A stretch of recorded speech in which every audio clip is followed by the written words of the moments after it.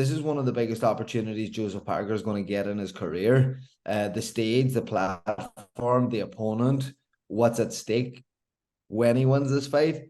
So this is a massive opportunity. And as you said, it's not classed as a tournament, but it's like a tournament style setup. Whereas this is the semi-final leading into the final, where they're looking and they're trying to predict that it's going to be Deontay Wilder and Anthony Joshua. But I think Joseph Parker will have a lot to say about that. Joseph is probably at his best in his career right now. He has had the activity, he has had the setup, and has a brilliant team around him. Obviously, Andy in his corner.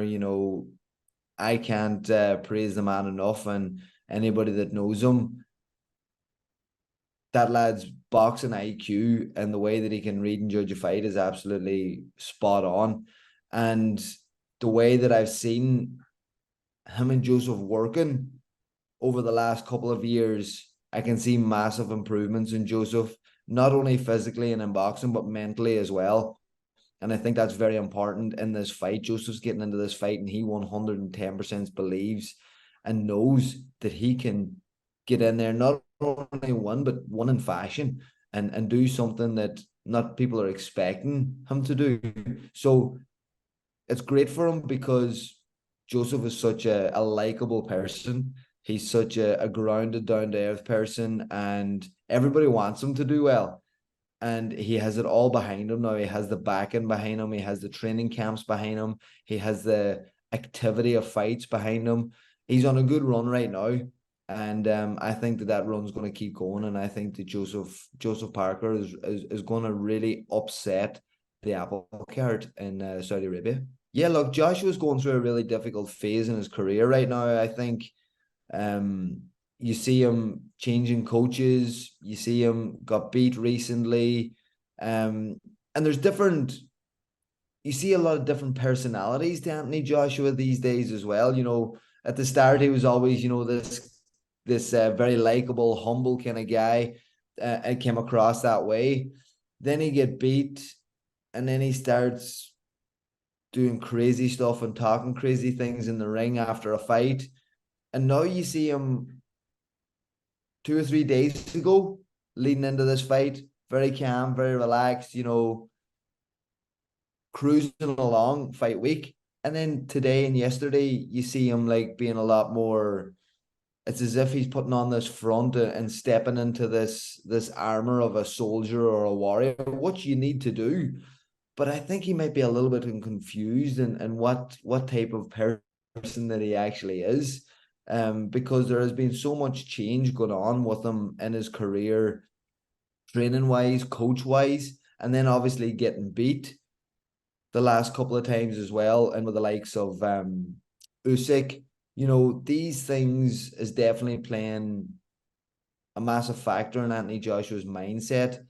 And I don't know, is he dealing with it that well? And will he be able to deal with it? Because Otto Wallin, he's no walk in the park either. Otto Wallin's coming there. This is their be all and end all. They have the opportunity of a lifetime here now to beat Anthony Joshua on the big stage, in front of all the big names and on a massive card that's going to be shown all over the world.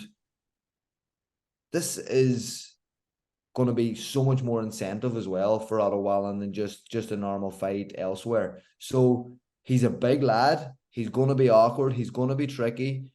He has been in with the likes of Tyson Fury before and give it a good proper go. Like, he's no walk in the park. And I think that he can give Anthony Joshua trouble as well on the night. I think we can call it the two semi-finals.